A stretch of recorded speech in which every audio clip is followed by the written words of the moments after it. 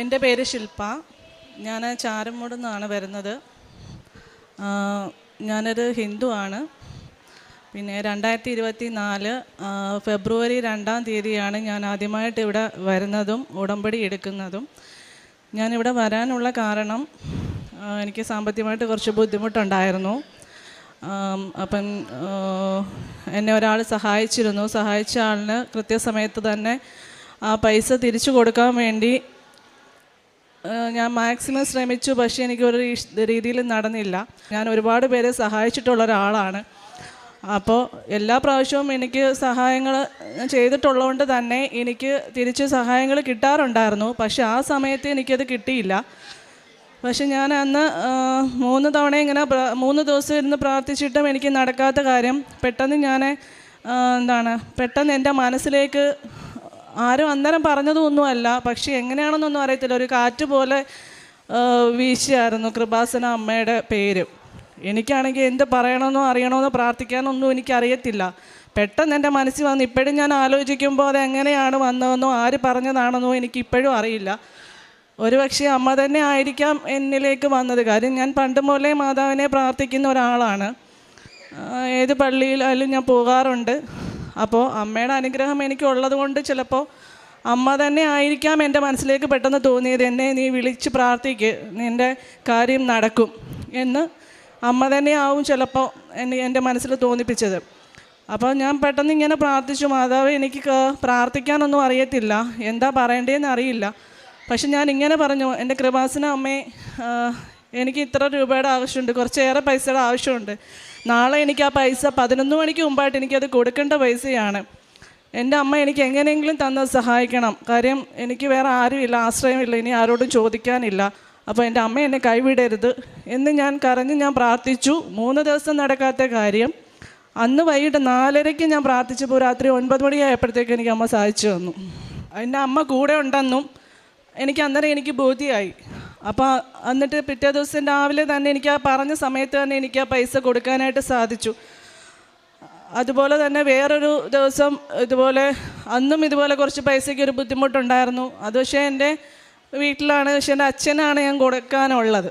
അച്ഛനാണെങ്കിലും അച്ഛന് ഒരു കാര്യമുണ്ട്, പറയുന്ന ദിവസം നമ്മൾ കൊടുത്തിരിക്കണം, ഇല്ലെങ്കിൽ നേരത്തെ പറയണം, പറ്റത്തില്ലെന്ന്. അപ്പോൾ അച്ഛനും മോളും ആണെന്നുള്ള ആ ഒരു ഇതൊന്നും ഞാനവിടെ കണ്ടില്ല. അച്ഛനും കഷ്ടപ്പെട്ട പൈസയാണ് എനിക്ക് ആവശ്യ സമയത്ത് എനിക്ക് തന്നതാണ്. അപ്പോൾ എനിക്കന്ന് കൊടുക്കണം, പക്ഷേ എൻ്റെ കയ്യിൽ അന്ന് പൈസ ആയില്ല. അപ്പം ഞാനിവിടെ വന്നു. ഞാൻ എപ്പോൾ ഇവിടെ വന്നാലും ഉപവാസം എടുത്തിട്ടാണ് വരാറ്. ഇവിടെ വന്ന് ഞാനിവിടെ ഇരുന്നു, ഉപവാസം ഇരുന്ന് കരഞ്ഞു പ്രാർത്ഥിച്ചു, അമ്മേ ഞാനിന്നിനി പോകുന്നില്ല, ഞാനിവിടെ നിൽക്കുക. കാര്യം എനിക്ക് പൈസ ഇല്ലാതെ വീട്ടിൽ പോകാൻ പറ്റത്തില്ല. 28,000 രൂപയാണ്, പക്ഷേ എനിക്കല്ലാതെ എനിക്ക് പോകാൻ പറ്റത്തില്ല. അതുകൊണ്ട് ഞാനിവിടെ താമസിക്കുകയാണ്, ഞാനിവിടെ എവിടെയെങ്കിലും കിടന്നോളാം, ഞാനല്ലാതെ പോകത്തില്ല എന്ന് അമ്മയോട് പറഞ്ഞു.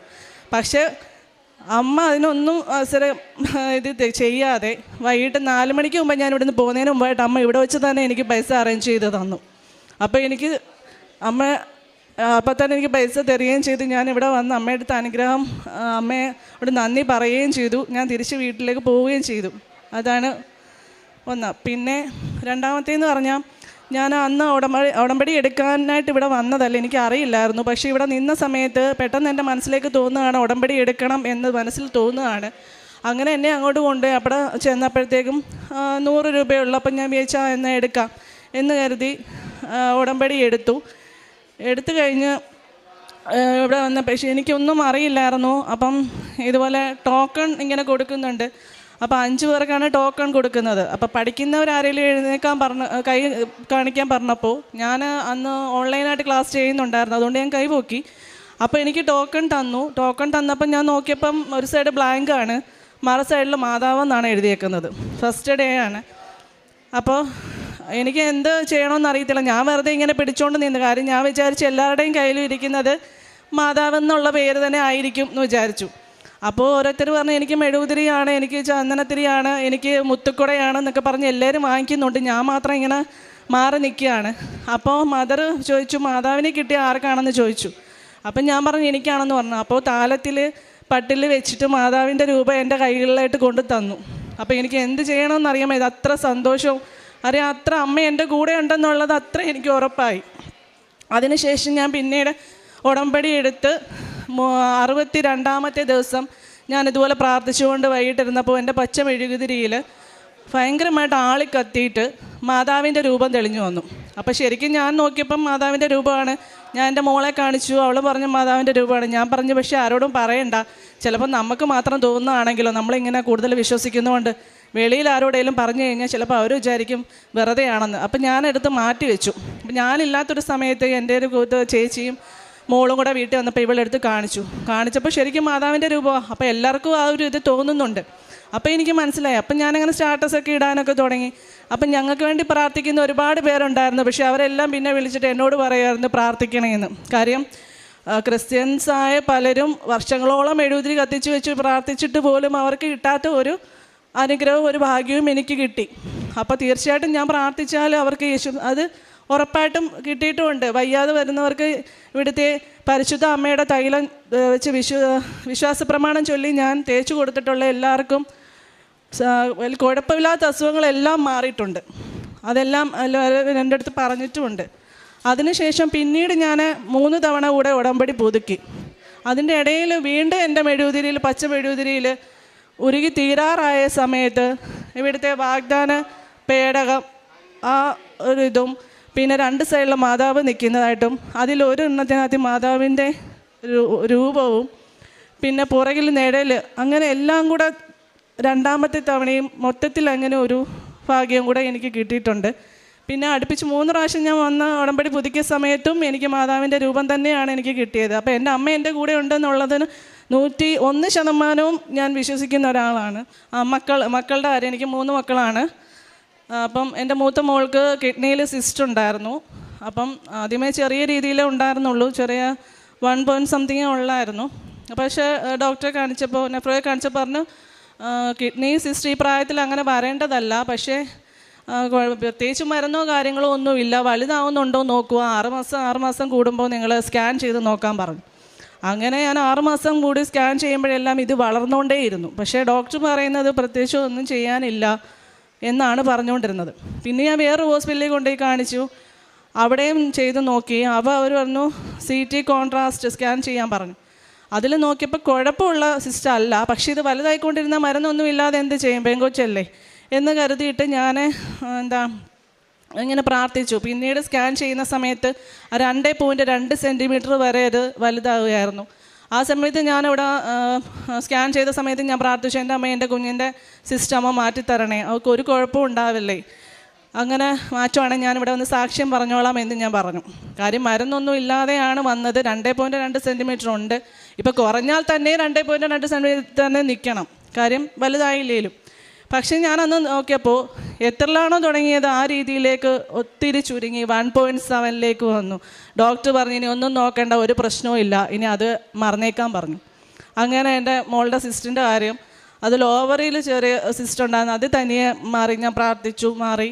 പിന്നെ മോൻ, 2ാമത്തെ മോനാണ്, അവന് 7 വയസ്സാണ്. അവന് നിൽക്കുന്ന നിപ്പിൽ പെട്ടെന്ന് മുഖമൊക്കെ ചുമന്നിട്ട് വിയർത്തിട്ട് അവൻ കുഴഞ്ഞു വീഴും. എന്താണെന്നറിയില്ല. 1 വർഷത്തോളമായി അവനെ അവിടെ അടുത്തുള്ള ഹോസ്പിറ്റലിൽ കാണിച്ചു. അപ്പോൾ EEG ചെയ്തപ്പോൾ ചെറിയൊരു വേരിയേഷൻ ഉണ്ടെന്ന് പറഞ്ഞു. അങ്ങനെ ഫിക്സായിട്ടൊന്നും വന്നിട്ടൊന്നും ഇല്ല, എങ്കിൽ പോലും ഫിക്സിൻ്റെ ഗുളികയായിരുന്നു തന്നുകൊണ്ടിരുന്നത്. അങ്ങനെ അത് നമ്മൾ കൊടുക്കുന്നുണ്ടായിരുന്നു, എന്നിട്ടും കുറയുന്നൊന്നുമില്ല. പിന്നെ ഞാൻ വേറെ കുറച്ചുകൂടെ വലിയ മൾട്ടി സ്പെഷ്യാലിറ്റി ഹോസ്പിറ്റലിൽ തന്നെ കാണിച്ചു. അവിടെ MRI ചെയ്തപ്പോൾ അവനിപ്പോൾ കുഴപ്പമൊന്നുമില്ല. EEG ചെയ്ത് കുഴപ്പമില്ല, ലോങ് EEG ചെയ്തു, അതിലും കുഴപ്പമില്ല. പക്ഷേ എന്നാലും കുഞ്ഞ് നിൽക്കുന്ന നിപ്പി കുഴഞ്ഞു വീഴുക. എന്ത് ചെയ്യണം? ഡോക്ടർ പറഞ്ഞു കുഴപ്പമൊന്നുമില്ല, ന്യൂറോ പറഞ്ഞു കുഴപ്പമൊന്നുമില്ല, ആകെപ്പാടെ അവർ പറയുന്നു ഒരു പ്രശ്നവും ഇല്ലയെന്നാണ്. പിന്നെ ഞാൻ ഇവിടെ കൊണ്ടുവന്നു. ജോസഫ് അച്ഛനെ കാണാൻ അന്ന് പറ്റിയില്ല എനിക്ക്. പക്ഷേ വൈകിട്ട് ഇവിടെ ഒരു ഫാദർ ഉണ്ടായിരുന്നു, ഫാദറിനെ ഞാൻ പ്രാർത്ഥിപ്പിച്ചു. അതിനുശേഷം ഇന്നേ വരെ അവൻ കുഴഞ്ഞ് വീണിട്ടില്ല. ആ അസുഖം അമ്മ പൂർണ്ണമായിട്ട് മാറ്റി തന്നു. പിന്നെ കടലിൽ ഞാൻ ജോസഫ് അച്ഛൻ ഇങ്ങനെ പറയുന്ന ഒരു ഇത് ഞാൻ കേട്ടായിരുന്നു. ദിവസവും നമ്മൾ എന്നെ അമ്മയുടെ പ്രത്യക്ഷീകരണത്തിന് സാക്ഷിയാക്കണമേ എന്ന് ഡെയിലി 10 തവണയെങ്കിലും പറയണം എന്ന് പറയുന്നതുണ്ടായിരുന്നു. അപ്പോൾ അത് കേട്ടതിന് ശേഷം ഞാൻ എല്ലാ ദിവസങ്ങളും ഞാൻ എങ്ങനെ 10 തവണ ഞാൻ പറയും പ്രാർത്ഥിക്കുമ്പോൾ. അപ്പോൾ അങ്ങനെ ഒരു ദിവസം ഞങ്ങൾ കൊല്ലത്ത് ബീച്ചിൽ പോയി അങ്ങ് താഴോട്ട് ഇറങ്ങിപ്പോയിട്ടൊന്നുമില്ല, പക്ഷേ കാല് നനയുന്ന ഭാഗം വരെ വെള്ളം വന്നിട്ടുള്ളൂ. പെട്ടെന്നാണ് പിന്നെ 2 തിര ഒരുമിച്ചടിച്ചു വന്ന് എൻ്റെ 3 കുഞ്ഞുങ്ങളെയും ഹസ്ബൻഡിനെയും തിരയടിച്ചുകൊണ്ട് പോയി. തിരയടിച്ചുകൊണ്ട് പോയി എന്ന് പറഞ്ഞാൽ അങ്ങ് താഴോട്ട് പോവുകയാണ്. തിര കയറി വരുന്നതേ ഇല്ല. തിരിഞ്ഞോട്ട് കയറി വന്നെങ്കിലല്ലേ നമുക്ക് വലിച്ചെടുക്കാൻ പറ്റുള്ളൂ. ഇതൊന്നുമില്ല. പക്ഷെ ഞാൻ അന്ന് എന്താണെന്നറിയില്ല, ചെറിയ എന്തെങ്കിലും സംഭവം കണ്ടാൽ പോലും ഞാൻ വിളിച്ചു ബഹളം വയ്ക്കുന്ന ഞാൻ അന്ന് എനിക്കറിയില്ല. എൻ്റെ കഴുത്തിൽ കാശ് രൂപ ഇട്ടിട്ടുണ്ട്. എൻ്റെ അമ്മയെ എൻ്റെ കുഞ്ഞിതാ പോകുന്നു, ഞാൻ ഇതിനകത്ത് നിന്ന് എങ്ങനെ കണ്ടുപിടിക്കും? ഇത്ര മാത്രമേ ഞാൻ പറയുന്നുള്ളൂ, വേറെ ആരെയും ശ്രദ്ധിക്കുന്നില്ല. എന്നിട്ട് കടലിലോട്ട് ഞാനിങ്ങനെ പതുക്കെ ഇങ്ങനെ പറഞ്ഞുകൊണ്ട് അമ്മയോടില്ല പറഞ്ഞുകൊണ്ട് ഇങ്ങനെ നടന്നു പോവുകയാണ്, ഒന്നും സംഭവിക്കാത്ത രീതിയിൽ. അന്നേരം എനിക്ക് എന്താണ് സംഭവിച്ചതെന്ന് എനിക്ക് ഇപ്പോഴും അറിയില്ല. ഇനി അമ്മ എന്നെ ശാന്തയാക്കിയതാണോ, എന്താണ് പ്രശ്നമൊന്നുമില്ല, എന്താ പറയുക പരീക്ഷണമാണോ എന്താണെന്നൊന്നും എനിക്കറിയില്ല. അവിടെ കണ്ടു നിന്ന പലരും പറഞ്ഞു, സ്വന്തം കുഞ്ഞുങ്ങൾ പോകുന്ന കണ്ടിട്ടും അമ്മയാണോ നോക്കി നിൽക്കുന്നത്, ഒരു കൂസലില്ലല്ലോ എന്ന് വരെ പറഞ്ഞവരുണ്ട്. പക്ഷേ എൻ്റെ മനസ്സിൽ എന്താണെന്നുള്ളത് ഇപ്പോഴും ഞാനിങ്ങനെ ആലോചിക്കുകയാണ്. ഞാൻ ഇത്ര പറയുന്നത് എൻ്റെ അമ്മ എൻ്റെ കുഞ്ഞും വന്നു, കാര്യം ഇവരെ ഒന്നും കാണാനില്ല. ഈ ഫോട്ടോയിൽ കാണുന്ന പോലെ തീരെ ഇങ്ങനെ ഹൈറ്റിൽ അടിച്ചു വരുന്നത് മാത്രമുണ്ട്, ഇതിനകത്തിലൊന്നും ഇവരെ ആരെയും കാണുന്നില്ല. അപ്പോഴും ഞാൻ എൻ്റെ അമ്മയെ ഈ കൊച്ചുമോളൊക്കെ പോയി, ഫുള്ള് പോയി. ഞാൻ വിചാരിച്ചു ഇനി ആരെയും കിട്ടത്തില്ല, ഹസ്ബൻഡ് എല്ലാവരും പോയി, ഞാൻ മാത്രം ഇങ്ങനെ നിൽക്കുകയാണ്. പക്ഷെ എൻ്റെ അമ്മയോട് ഞാനിങ്ങനെ പറയണം, എൻ്റെ അമ്മയെ എൻ്റെ കുഞ്ഞിനെ ഞാൻ ഇതിനകത്ത് നിന്ന് എങ്ങനെ കണ്ടുപിടിക്കും? ഇത്രയും പറഞ്ഞ് കൂളായിട്ട് തന്നെ ഞാൻ നടക്കുകയാണ്. എപ്പോഴും എനിക്ക് അതിശയമാണ് എന്താ സംഭവിച്ചതെന്ന് എനിക്ക് ഇപ്പോഴും അറിയത്തില്ല. എവിടെ നിന്നൊക്കെയോ വലിച്ച് എടുത്തുകൊണ്ട് വന്നു. കൊച്ചുമോളെ കൊണ്ടുവന്നപ്പോഴത്തേക്ക് ബോധമില്ല. പലരും പറഞ്ഞ് മരിച്ചു. 1 മിനിറ്റിൽ കൂടുതൽ തിരക്കകത്ത് കിടന്ന് അടിച്ചു. എന്നിട്ടും എൻ്റെ അമ്മ എൻ്റെ 3 കുഞ്ഞുങ്ങൾക്കോ ഹസ്ബൻഡിനോ ഒരു പ്രശ്നവുമില്ലാതെ അവരെ എനിക്ക് തിരിച്ചു തന്നു. ഒരു കുഴപ്പമില്ല. അത്രയും തിരയിൽ കിടന്ന് അടിച്ചിട്ടും അവരെ മുഖത്ത് ഒരു പോറൽ പോലും, അല്ലെങ്കിൽ ദേഹത്തൊരു പോറൽ പോലും ഇല്ലാതെ അവരെ എനിക്ക് തിരിച്ചു തന്നു. പിന്നെ മണലൊക്കെ ചെവിയിലുണ്ടായിരുന്നു, അതൊന്നും പക്ഷേ സ്വാഭാവികമായിട്ടും അതിനകത്ത് പോകുമ്പോൾ ഉണ്ടാകുന്നതാണ്. അല്ലാതെ വേറെ ഒരു പ്രശ്നങ്ങളും ഉണ്ടായില്ല. അപ്പോൾ എന്നെ അമ്മയുടെ പ്രത്യക്ഷത്തിന് സാക്ഷിയാക്കണേ എന്ന് ഞാനിങ്ങനെ പ്രാർത്ഥിക്കുമ്പോൾ അമ്മ ഇത്രയും വലിയൊരു പ്രത്യക്ഷത്തിന് സാക്ഷിയാക്കുമെന്ന് ഒരിക്കലും ഞാൻ വിചാരിച്ചില്ല. അതിന് ഞാൻ എൻ്റെ അമ്മയ്ക്കും തിരുക്കുമാരനും കോടാനുകൂടി നന്ദി പറയുകയാണ്. കാര്യം ഒരിക്കലും തിരിച്ചു കിട്ടുമെന്ന് ഞാൻ വിചാരിച്ചതേ അല്ല. പിന്നെ അതുപോലെ തന്നെ ചെറിയൊരു സംഭവമാണ്.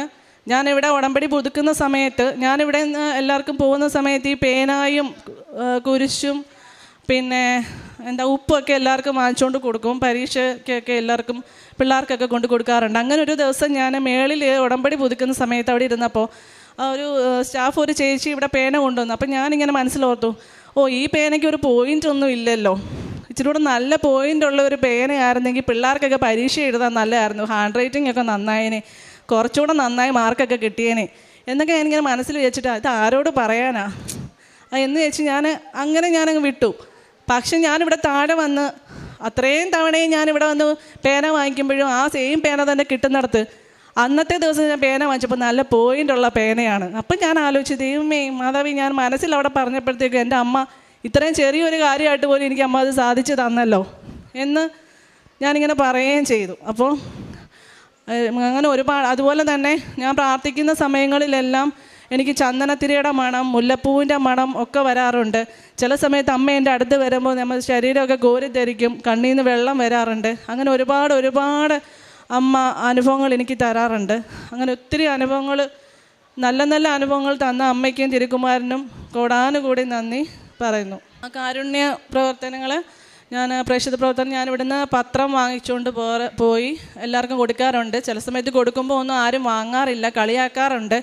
അപ്പോൾ ഞാൻ ആദ്യമൊക്കെ മടിച്ചു, കാര്യം എനിക്ക് വേണ്ട എന്ന് പറഞ്ഞിട്ട് പലരും. അപ്പോൾ എനിക്ക് വിഷമം ഉണ്ടായിരുന്നു. എങ്കിലും ഞാൻ അമ്മയുടെ അടുത്ത് ഇങ്ങനെ പ്രാർത്ഥിക്കും, അമ്മ ഇത്രയും പത്രമുണ്ട്, അതിന് എല്ലാവർക്കും ഞാൻ കൊടുക്കേണ്ടേ, അമ്മ തന്നെ ആളിനെ സംഘടിപ്പിച്ച് തന്ന് അതെല്ലാം കൊടുക്കാൻ എനിക്ക് പറ്റണേ എന്ന് പ്രാർത്ഥിക്കുമ്പോഴത്തേക്കും പെട്ടെന്നാണ് എനിക്ക് ആളുകളും കൂടി വരും, പത്രവും വാങ്ങിച്ച് അങ്ങനെ ഞാൻ പത്രങ്ങളെല്ലാം കൊടുക്കാറുണ്ട്. പിന്നെ സഹായങ്ങളൊക്കെ ഞാൻ പണ്ടും എല്ലാവർക്കും ചെയ്യാറുള്ളതാണ്. ഇപ്പോഴും ഞാൻ സഹായങ്ങൾ എന്നാൽ കഴിയുന്ന രീതിയിലുള്ള എല്ലാ സഹായങ്ങളും ഞാൻ ചെയ്യാറുണ്ട്. പിന്നെ ഫുഡൊക്കെ ഉണ്ടാക്കി ഞങ്ങളുടെ അടുത്ത് പാവങ്ങൾക്ക് കൊടുക്കുന്ന ഫുഡ് ബോക്സ് ഉണ്ട്, ആ ബോക്സിൽ കൊണ്ട് വെക്കാറുണ്ട്. ചിലപ്പോൾ ഞാൻ കൊണ്ടുപോയി വിതരണം ചെയ്തിട്ടുണ്ട്. അങ്ങനെ എന്നാൽ കഴിയുന്ന രീതിയിലുള്ള സഹായങ്ങളൊക്കെ ഞാൻ ചെയ്യാറുണ്ട്. പിന്നെന്ന് പറഞ്ഞാൽ വചനം നോക്കാറുണ്ട്. മീൻസ് ഞാൻ ഹിന്ദു ആയതുകൊണ്ട് തന്നെ എനിക്കറിയില്ല. വാട്സപ്പ് എടുത്തപ്പോൾ ഒരു പ്രാവശ്യം എനിക്ക് വചനത്തിൻ്റെ ഗ്രൂപ്പിൽ ആരോ എന്നെ ആഡ് ചെയ്തിട്ടുണ്ടായിരുന്നു. ആരാന്നൊന്നും ഇപ്പോഴും എനിക്കും അറിയത്തില്ല. അപ്പം അതിനകത്തിലെല്ലാം ഡെയിലി വചനങ്ങൾ വരാറുണ്ട്. അപ്പം ഞാൻ വായിക്കുന്ന വചനങ്ങൾ ഒന്നെങ്കിൽ എനിക്ക് സംഭവിക്കും അന്നത്തെ ദിവസം, അല്ലെങ്കിൽ സംഭവിച്ചിട്ടുള്ള കാര്യങ്ങളായിരിക്കും വരുന്നത്. പിന്നെ കുരിശിൻ്റെ വഴി, അങ്ങനെയൊക്കെ ഒത്തിരി കാര്യങ്ങൾ അതിനകത്തിൽ കൂടെ വരുമ്പോൾ ഞാനിങ്ങനെ വായിച്ച് പ്രാർത്ഥിക്കാറുണ്ട്. പിന്നെ എൻ്റെ കുഞ്ഞുങ്ങളാണെങ്കിൽ എന്നോട് പറയും, എപ്പോഴും സ്കൂളിൽ പോകുന്ന സമയത്തൊക്കെ കുരിശ് അമ്മയുടെ പരിശുദ്ധ തൈലം വെച്ചിട്ട് കുരിശ് വരച്ചിട്ടാണ് ഞാൻ വിടാറ്. ആ ഒരു ദിവസം കുരിശ് വരച്ചില്ലെങ്കിൽ അവർ പറയും അന്നൂറിൻ്റെ വീണു, എന്തെങ്കിലുമൊക്കെ ഇതായി എന്ന് പറയും. അപ്പോൾ മുടങ്ങാതെ അങ്ങനെ കുരിശ് വരച്ച് കൊടുക്കാറുണ്ട്. എൻ്റെ മോനാണെങ്കിൽ എന്നും അടങ്ങിയിരിക്കത്തില്ല, എപ്പോഴും വീഴ്ചയാണ്, മുറിവാണ്. പക്ഷേ അവിടെ മുറിവിൻ്റെ വേറൊരു മരുന്നും ഞാൻ വാങ്ങിച്ചു വെച്ചിട്ടില്ല. എൻ്റെ അമ്മയുടെ തൈലമാണ് ഞാൻ തേക്കുന്നത്. ആ തൈലം തേക്കുമ്പോഴേ അവൻ്റെ മുറിവും മാറും, എല്ലാം മാറും. അപ്പം ഞങ്ങൾക്കെല്ലാം അത്രയധികം വിശ്വാസമാണ് അമ്മയിൽ, അമ്മ കൂടെ ഉണ്ടെന്നും എല്ലാം മാറ്റിത്തരുമെന്നും. ഇപ്പോൾ ചെറിയ ചെറിയ കാര്യങ്ങളൊക്കെ വരുന്നതെല്ലാം വെറും ഒരു പരീക്ഷണങ്ങളാണ്. കാരണം നമ്മളെ കൂടുതൽ അമ്മയിലേക്ക് അടുക്കാനും വിശ്വാസം ഉണ്ടാവാനും വേണ്ടി അമ്മ തരുന്ന പരീക്ഷണങ്ങളാണ്. ഒരിക്കലും അമ്മ കൈവിട്ടിട്ടില്ല. എല്ലാത്തിനും അവസാനം അമ്മ കൈ പിടിച്ച് ഉയർത്തി തന്നെ കൊണ്ടുവന്നിട്ടുണ്ട്. അങ്ങനെ അതൊക്കെയാണ്. അങ്ങനെ ഇത്രയും നന്മകൾ തന്ന മാതാവിനും തിരുക്കുമാരനും കൂടാനുകൂടി നന്ദി അർപ്പിച്ചുള്ളൂ. എന്നെ ഈ ആൾത്താരയിൽ നിർത്തി സംസാരിക്കാൻ പേടിയായിരുന്നു. അതുകൊണ്ടാണ് ഇത്രയും നാൾ താമസിച്ചത്. ഫെബ്രുവരി 2-ാം തീയതി ആകുമ്പോൾ 1 വർഷമാവുകയാണ്. പക്ഷേ എനിക്ക് സന്തോഷമുണ്ട്. അതുകൊണ്ട് എനിക്ക് ഇത്രയും കാര്യങ്ങൾ എനിക്ക് ഇതിനോടകം പറ്റി. ഞാനിവിടെ ഉടമ്പടിയിൽ കാനഡയ്ക്ക് പോകാൻ വെച്ചിട്ടുണ്ടായിരുന്നു. പക്ഷേ ആ സമയമായപ്പോഴത്തേന് കാനഡ എംബസി പ്രശ്നങ്ങളൊക്കെ ആയി. ഇപ്പോൾ വേറെ സ്ഥലത്തേക്ക് ഞാൻ കൊടുത്തിരിക്കുകയാണ്. അപ്പോൾ അവിടെ പേപ്പർ വർക്കൊക്കെ നടക്കുകയാണ്. ഇപ്പം ഞാൻ ഒരുപാട് സന്തോഷിക്കുന്നുണ്ട് ഇത്രയും താമസിച്ചില്ല. കാര്യം ഇത്രയും കാര്യങ്ങൾ ഞാൻ പോയിരുന്ന ഇത്രയും കാര്യങ്ങളും സംഭവിക്കുമോ, ഇതിനൊന്നും സാക്ഷിയാവാനോ ഇവിടെ വന്ന് പറയാനോ എനിക്ക് പറ്റില്ലല്ലോ. അപ്പോൾ പോകാൻ താമസിച്ചെങ്കിലും എനിക്ക് ഒരുപാട് സന്തോഷമുണ്ട്. ഇനി എല്ലാ കാര്യങ്ങളും അമ്മ നടത്തി തരുമെന്നും എല്ലാം ശരിയായി മുന്നോട്ട് കൊണ്ടുപോകുന്നു ഞാൻ ആത്മാർത്ഥമായി തന്നെ